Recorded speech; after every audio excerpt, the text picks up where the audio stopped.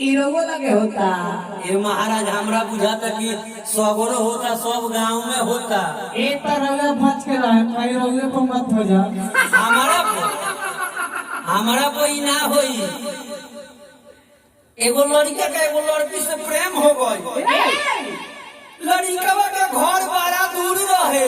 एक गंगती बहुत दूर। यही जी। हाँ यही जी सनौली।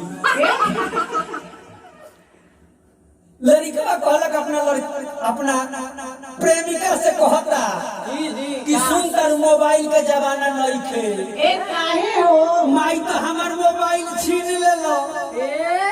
हम तारा से ना बतिया। लड़का कहलक सुना जान, अगर तू हमरा से ना बतिएबू तो हम अपन प्राण त्याग दे। लड़का कहलक सुना एके गो उपाय बा। हाँ अगर तू ना बतिएबू तो बाजार पर जाके रसगुल्ला खा के मर जा। लड़का कहलक एके गो उपाय बा। तू अपना बाबा के खाना तो बथानी में लेके जरूर जाइबू। तो कहलक लड़किया कि हाँ ही तो बात ठीक बा। बाकी रउआ हो जाके हम पहुंच जाए। हम पहुंचम लातो जूते खाए बाकी पहुंचम। लड़किया कहलक ई तो बात रउआ ठीक कहनी। हम तो खाना लेके जाए।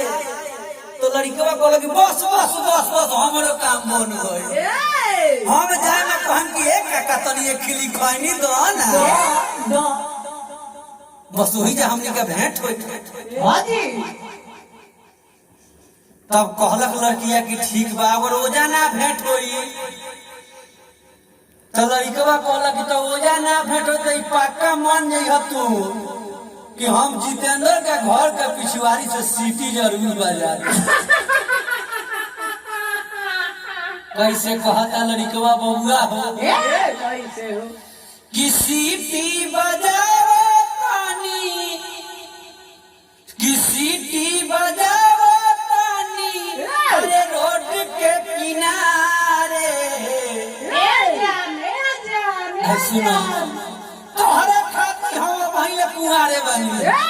हाँ दिन बचपन के उम्र 55 के। जिया जिया बाबू हमार कि सीटी बजाओ तानी अरे रोड के किनारे।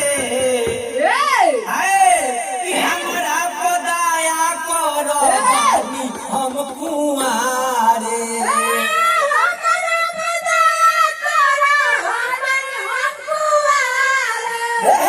हमरा पदाया करो बानी हम कुंवारे।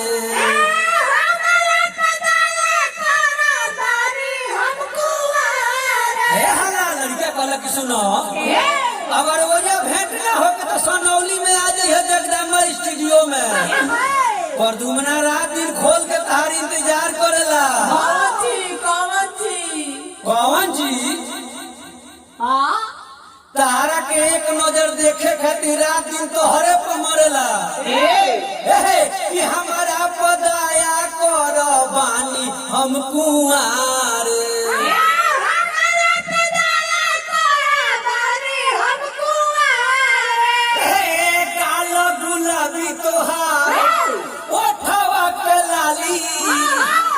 अरे हमारा बुझाता कहिया बनबू घर वाली हो।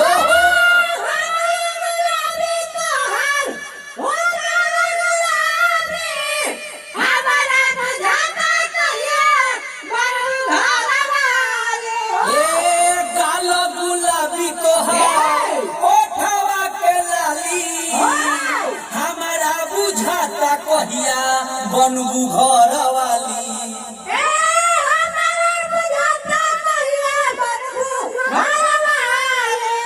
कहला पकड़ू अमाई लगी बोले। कि कहला पकड़ू माई लगी बोले। हमारा पदाया कर बानी हम कुंवारे।